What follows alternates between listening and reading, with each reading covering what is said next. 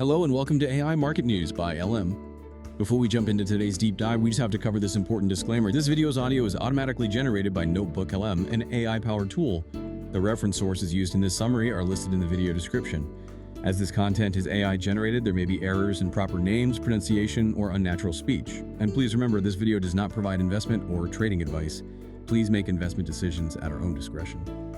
Okay, so today we are doing a deep dive into, well, the pretty complex movements and maybe more importantly, the underlying sentiment driving the global markets. This is as of Wednesday, October 22, 2025, US time. Our mission, really, based on the information we've gathered, is to focus on what's stalling US equities right now, those systemic warnings we're hearing from credit markets, and wow, that absolutely historic volatility we just saw in gold. It really is a fascinating moment. Because, the surface data, like equity futures, it suggests things are kind of calm, just pausing. But when you start digging deeper, especially in credit and, like you said, commodities, things are definitely turbulent under the surface. The info we have really paints a picture of buyer exhaustion after that recent risk rally. Exactly. You look at U.S. equity futures, and they're, well, mixed. Barely positive, really. No strong conviction there.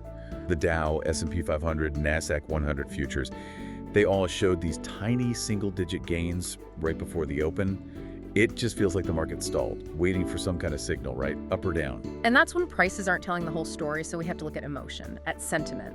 That's where something like the Fear and Greed Index comes in handy. It works on that simple 0 to 100 scale. 0 is, maximum fear. 100 is maximum greed. It's like the market's emotional dashboard. Right. But it's not just guesswork, is it? Yeah. What actually makes that needle move? What are the indicators? That's a great question. No, it's based on 7 specific things, sort of checks on the market's underlying health. So we look at market momentum, that's the S&P 500, compared to its longer-term friend, the 125-day moving average. If it's struggling below that, well, that points towards fear. Then there's stock price strength. Are there more new 52-week highs or lows on the NYSE? Lots of lows. That means pessimism is building. And the one everyone always watches, of course, is volatility. Precisely, market volatility. We look at the VIX, the volatility index, the fear gauge, compared to its 50-day moving average. When that VIX starts jumping, it's a clear sign of fear. And that kind of sentiment can cause really sharp, sudden market moves, even if the day-to-day price changes look kind of small. Which brings us to maybe the biggest sort of hidden stress point right now, the health of the credit markets. Because if the big banks are getting worried, well, maybe we should be paying attention too. Absolutely. And the warnings we've seen lately, they're quite pointed. They echo some anxieties we haven't really heard so loudly since, well, 2008. So here's a big one. Barclays, major global bank. They just announced they're reviewing their entire loan portfolio. Why? Apparently they got stung, that's the word used by losses, from a U.S. subprime auto lender, Tricolor Holdings. Yeah, and it wasn't a small hit. They had to set aside an extra $235 million just for potential compensation on those auto loans. That's a significant provision, especially focused on a risky area like subprime auto. Wow. And that specific bank issue, it kind of shines a light on a potentially much bigger systemic worry.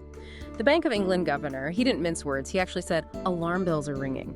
Over $1 trillion market now. Huge. That comparison the BE made, drawing parallels between private credit today and the subprime mess back then, that feels like a really significant statement. Why are they making that link? What's ringing the alarm bells? It seems to come down to 3 main things: opacity, leverage, and connectivity. Private credit operates outside the usual banking rules, so it lacks transparency, that's the opacity. And often these funds use a lot of leverage, borrowing heavily to juice returns. And then there's connectivity. If these private funds hit trouble, the losses can spill back into the main regulated banking system. So the BOE is basically worried about this huge, kind of shadowy, under-regulated sector potentially causing a sudden shock. They're actually pushing now to stress test these guys. That's a really important connection. Systemic risk is definitely still on the table then. So if there are alarm bells in private credit, we need to know what the central banks are thinking, especially about interest rates. That affects everything, right? Absolutely. Let's look at the U.S. rate picture. Using tools like FedWatch, which tracks futures markets, the expectation is pretty clear. Yeah. The Fed is seen staying on an easing path well into 2026. Right now, the market is pricing in about 4 Fed rate cuts by the middle of 2026. 4 cuts. Okay.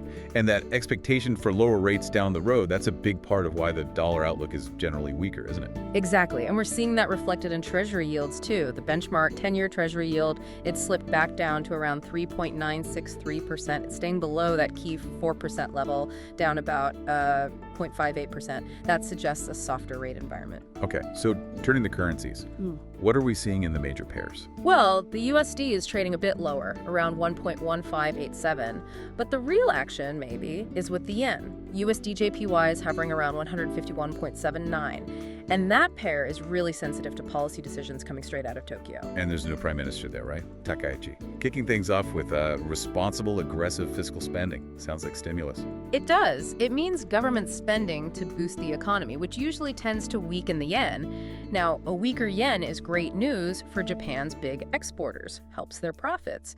But the government, including the new finance minister, Katayama, they're keeping a close eye on inflation. Pushing up domestic prices too much, too fast, that would be a problem for them, even after decades of trying to get inflation going. So it's a balancing act. Even with this spending plan, the Bank of Japan, the BOJ, isn't expected to just rush into hiking rates at their next meeting. That seems to be the consensus, yeah. They're watching, waiting. But the conditions for maybe an earlier rate hike, perhaps even December, they seem to be building, especially if that stimulus really heats things up domestically. Okay, let's hop over to the UK. The British pound is taking a hit, down about 0.41% against the dollar, trading at 1.3314. What happened there?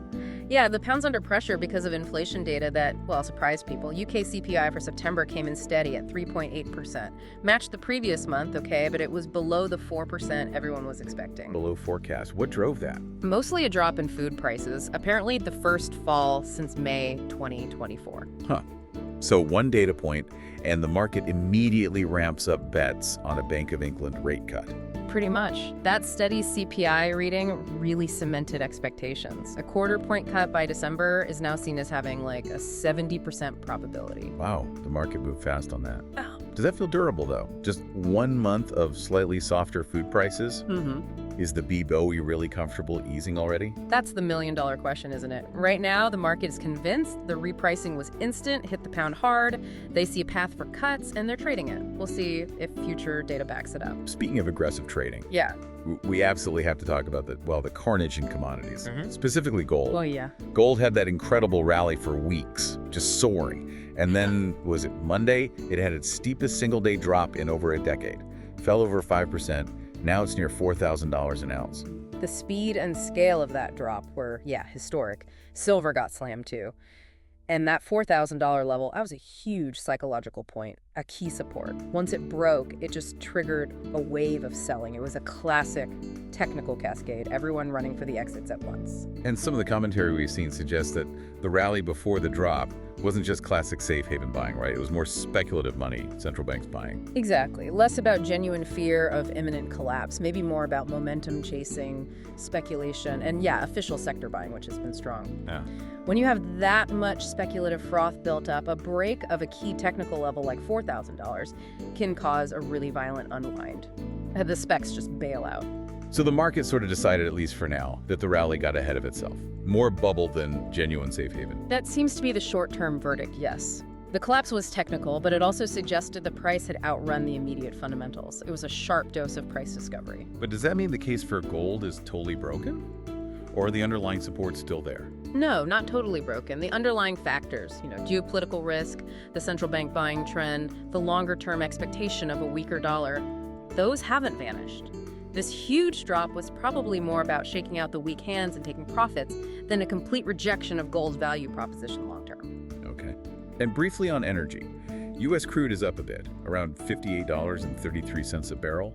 Nearly 2% gain in the snapshot, even with ongoing worries about global demand. Yeah, crude's holding up. We saw reports the Trump administration is using these lower prices as a chance to refill the strategic petroleum reserves, which adds some demand. And geopolitics is always simmering. President Trump reiterated that India, a huge buyer, will wind down its purchases of Russian crude. That adds friction to global supply, kind of puts a floor under the price, even with demand questions. That geopolitical angle is a good transition to our next point, the bigger structural shifts in trade and global investment, starting with U.S.-China. Still tense. Very much so. President Trump's keeping up the pressure, threatening that huge 155% tariff on Chinese goods starting November 1st if there's no trade deal agreed with Xi Jinping. That's a serious threat. But decoupling is hard, isn't it? Even with the existing tariffs, China's still exporting a ton of stuff to the U.S., like $1 billion a day. Yeah. Especially critical things like rare earths, electronics. Absolutely. China's position in some crucial supply chains is still dominant, almost irreplaceable in the short term. That highlights the challenge. And the IMF actually noted that this U.S.-China decoupling, it seems to be speeding up now, even faster than during the first big tariff shock back in 2018-2019. So it is happening, but that interdependence is sticky, makes these deadlines really tense. And maybe partly in reaction to all this uncertainty, plus the weaker dollar outlook we talked about, we're seeing a big shift in where investment money is going. Yeah. Towards Asia. Yes, that's a major trend. Global investors, especially those heavily weighted towards the U.S., are definitely looking more towards Asia now. The weaker dollar helps, plus strong fundamentals in many Asian economies. KKR, the giant private equity firm, provided a really concrete example. They said Japan is now their most active investment spot outside the U.S. They're putting money to work there 5 times faster than a decade ago. Japan. That's surprising. It was known for stagnation for so long. What's the attraction now for private equity? Well, the big story they highlighted is Japan's enormous pool of household savings, something like $14 trillion. And historically, about half of that just sits in cash. Now, there's a slow shift of that money into new asset classes, things like infrastructure, private credit, yes, it exists there too, and interestingly, data centers. Data centers in Japan. Why specifically? It connects to the whole digital transformation theme across Asia. Japan offers the political stability and the high-quality infrastructure you need for these massive, critical tech investments. KKR basically said this whole shift isn't just about Japan itself, it's about diversification. Giving investors access to the growth happening across Asia, and the weaker dollar makes entry points more attractive right now. So whether it's fear driving money out of Western credit markets or opportunity pulling it towards Asian growth, capital is definitely on the move globally. Precisely. And to keep track of where it might go next, we really need to look at the immediate economic calendar. That's where we get the next hard data points. Right. According to resources like investing.com, we've got some key U.S. events coming up just this week. Today, actually, we're watching earnings reports from heavy hitters like Tesla, SAP, and IBM. Yeah, those will be important. And we're also waiting for some specific U.S. data. Things like the MBA 30-year mortgage rate gives us a read on housing, and the EIA crude oil stocks change, which always moves the energy market. Okay, so let's try to wrap up this deep dive for today. Key takeaways seem to be market exhaustion in U.S. equities, that fragile sentiment. That absolutely intense volatility spike and reversal in gold, where the speculators got flushed out. Continued geopolitical tensions, especially U.S.-China trade. And that accelerating strategic investment shift towards Asia, with Japan currently acting as a major gateway. So the immediate focus, it shifts now from that wild gold ride to the upcoming U.S. CPI numbers later this week, doesn't it? Exactly. That inflation data is the next big test. It'll challenge that market consensus about Fed rate cuts and the dollar's path. How aggressive can the Fed really be if inflation doesn't cooperate? That's the question everyone will be asking. Definitely one to watch. Okay, that's all the time we have for this deep dive. Thanks for watching. Don't forget to like and subscribe.